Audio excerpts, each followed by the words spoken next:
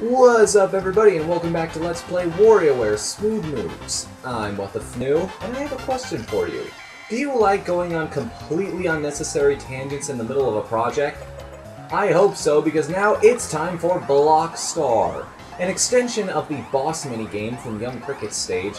This is pretty much a game in its own right. Block Star is all about dropping the blocks where they need to go and keeping them from falling off the little platform you're given. Also, can we talk about these guys right here? Yeah, look at them dance! Shake that groove thing. Alright, if I remember correctly, there are 50 stages in total that we can go through here. Yes, 50. There is no way I'm finishing this in one little video. It's going to take several videos to put this together. And the editing. Oh, the editing. This is going to get real frustrating real fast for both parties involved. You mark my words. I'm also sitting down on the bed again.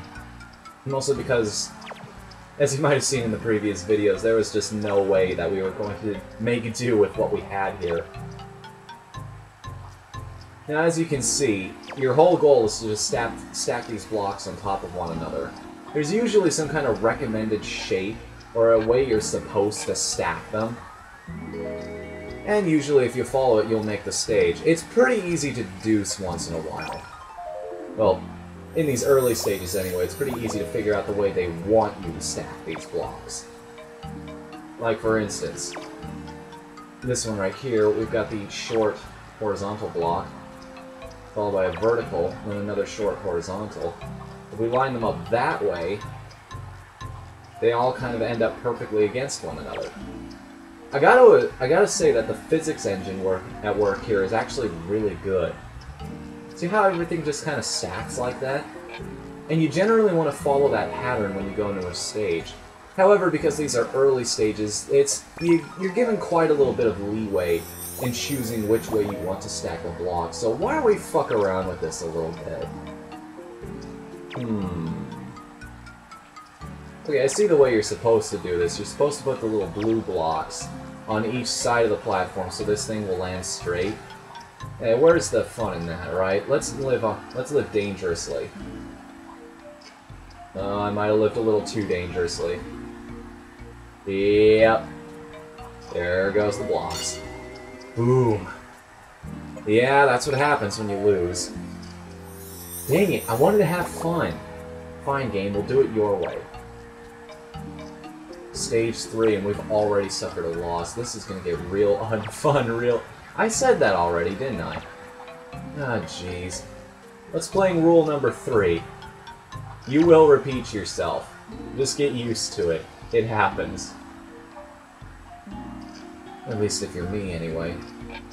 Oh, you notice that last green block has a different sort of picture on it? Or a different texture, at least? Maybe it's the same picture, it's just a different texture. Although it is flipped over, maybe we're just seeing the other side of these blocks? But why would you treat each side with a totally different picture? I don't even know.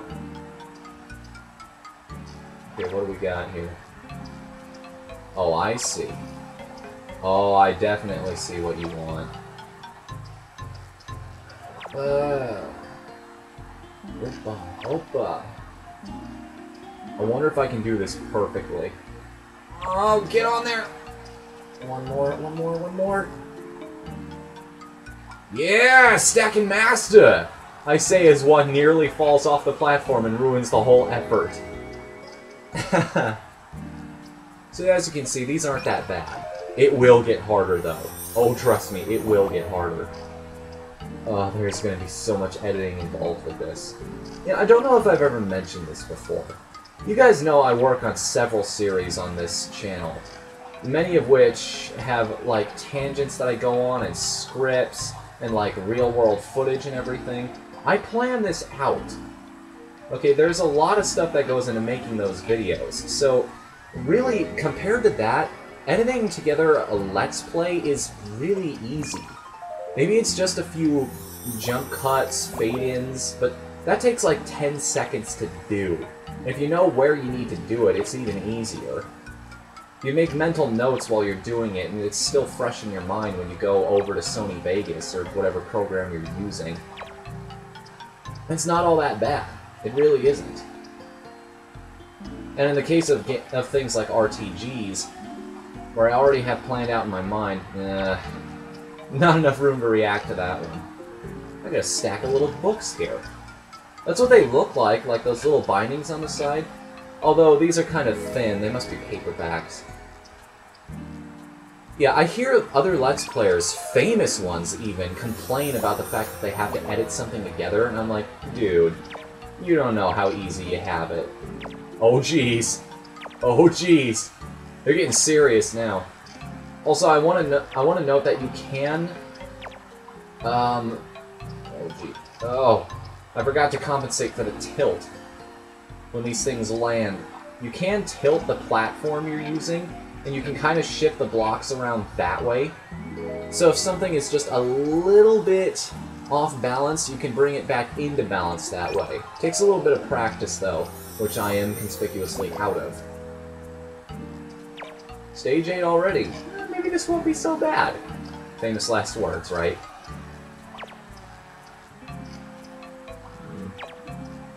You'll find I tend to stack most of these in this way, where everything's just kind of horizontal to one another. I don't know, Spoony recently brought this to my attention. I've been watching a lot of Counter Monkey lately. I knew that was going to happen. The instant I moved, I knew I was going to lose that block. I've been watching a lot of his Counter Monkey stuff lately. You know, where he talks about his old D&D adventures. That's a good series, by the way. If you're not familiar with the Spoony one and that series, you should definitely check it out. He talks about how gamers are very fastidious people, and he hasn't really met a whole lot of them that follow into that stereotype of smelly fat guy. I mean, some of them might have been overweight, but they certainly weren't smelly. I'm kind of half and half, really. My room isn't... It's really weird. I'm very careful about what I put into my body. I'm very weird about that kind of thing. I won't eat anything that has, like, visual defects in it. I'm very obsessive about that. I also have, I'm also very careful to always wash my hands whenever I'm done, like, feeding my dog or anything, so I don't get any of his germs in my mouth. And yes, I am aware that Mythbusters proved that a dog's mouth is cleaner than a human's. Shut up. I don't care. It's the principle of the thing. But anyways, yeah. I'm kind of a germaphobe in that sense. I really don't like... I don't like interacting with gross things, if you will. I guess is the best way I can put it. I don't like having them be a part of my system because I'm paranoid of getting sick. It hasn't happened a whole lot to me in my life, you understand, so I don't want it to start happening. But the thing is, and I've mentioned this in my videos before, my room is an absolute mess. Like, it is a disaster zone in here. It looks like my room got shot at and hit by a cannon. Oh no, this is not gonna work out. Oh, well then! Physics! I am Wario. Physics for losers. So yeah, my room is an absolute disaster zone, but I'm a tad bit of a germaphobe, so it kind of balances out in that sense. There is a method to my madness, though. Oh, jeez. I wanted to talk about this in an episode of Games for Thought, you know, before the series kind of got discontinued, if you will. I just ran out of ideas for it, I'm sorry. But anyways, there's a very interesting article out there about talking about neat people versus messy people. You might have seen it once or twice on your high school Ames testing. I know I did. Seriously, did anyone else notice that they tend to use the same essays and questions over and over for those frigging tests? It makes it way too easy. What are you doing? Anyways, back on topic. There's an article out there talking about the differences between messy people and neat people. And according to this article, and I found this very interesting, messy people are more sentimental folks, if you will. Everything holds value to them. Everything kind of holds a sort of treasured value to them specifically. They hold on to everything that comes into their life because they treasure it.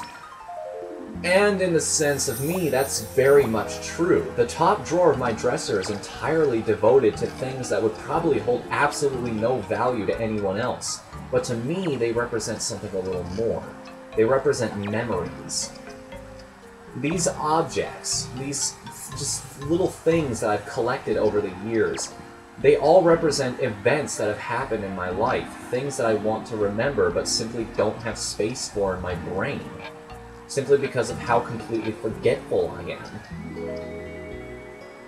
I keep them as a way of reminding myself of those things, because I know eventually I'm going to forget them if I don't take measures not to.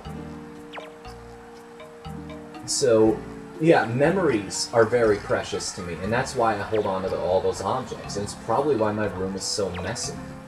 Either that or I'm just a lazy bastard. Adopt whatever theory you like on that.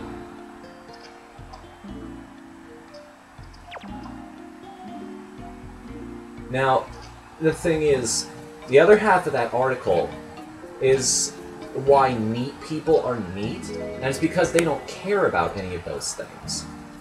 Nothing really holds any value to them that isn't immediately usable. Like, in the words of the article, by 6 a.m. in the morning, they've already got the newspaper crumpled up, the kids sent off to boarding school, and the dogs sold because they made too much of a mess. I can't say I totally agree with that. I know neat people that aren't completely heartless, but I definitely see where that person was coming from. It makes sense somewhat from a logical standpoint. Let's put it that way. It's kind of like a fortune cookie. That holds some truth for a lot of people, but it's not absolutely true in all cases. Like, I can definitely see elements of why that would be relevant to people who are neat versus messy. If you take me, for example, I've explained my reasons for doing it. Ugh.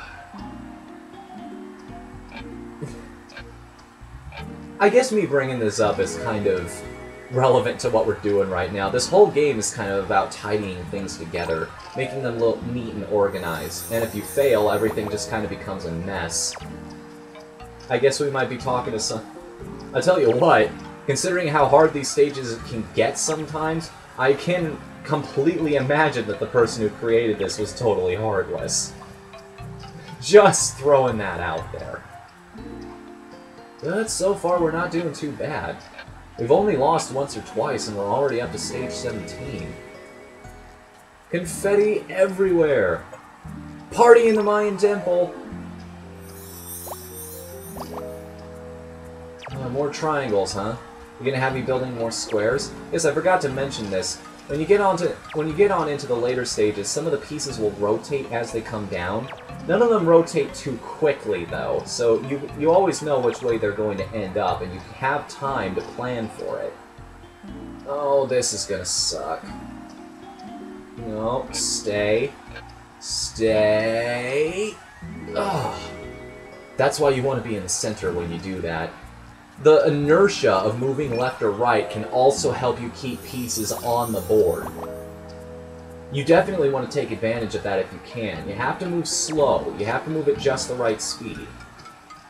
Which is usually slow, which is why I said that. But it can help you in a pinch. Speaking of helping me in a pinch, I could definitely use some help right now. Oh, jeez. Careful, careful! Oh my god, everything stay. Please stay! Whoo-hoo-hoo-hoo-hoo! Yes! Can I get one more? 20 stages in one video. I think that would be good. Well, there's 50, so I may as well do 25. Oh boy, this one looks like it's going to take me a while, though. Oh, this is not going to be fun. This just looks like bad news bears for everybody involved.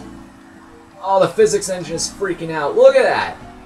What the hell is going on here? What is giving it the momentum to move that way? Yes, that is officially all of the easy stages out of the way. Just 5 more to go in this video. Only 2 pieces. What? Oh. Oh. Those pieces do not look agreeable at all. No, this just isn't gonna work. I see problem. Did I mention I'm doing all of these blind? Yes, I never really got into Blockstar when I was just playing it by myself. Oh jeez, now I just have to figure out how it works. Oh wait! I think I see this. Yeah, I put that one in the center, right? And then the triangle stacks neatly on top. Cool. Ta-da! What kind of shape is that, anyway? I don't know, that looks kind of cool, actually. Now, 1, 2, 3, 4, 5, 6, 7, 8, 9 sides. Oh god.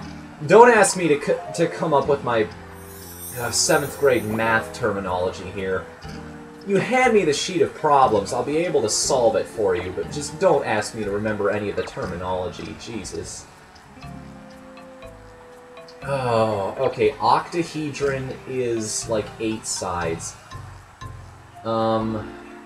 Septahedron? Septagon?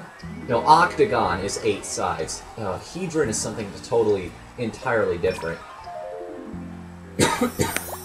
Okay, septagon, octagon, pentagon.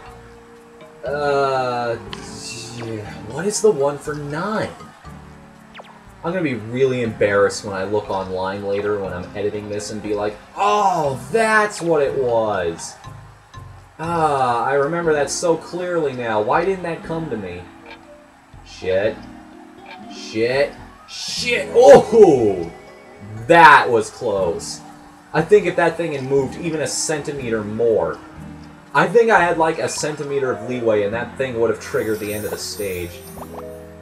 Alright, what do we got for stage 25? Halfway point, people! And so far this has been relatively not that bad. Little coughing. Little rambling about things that probably nobody should ever care about besides me. But relatively painless regardless. And that's the halfway point of Blockstar. Join me in the next episode when we will be tackling the other 25 minigames. And trust me, that's probably where it's going to get really difficult. See you guys then. Later, everybody.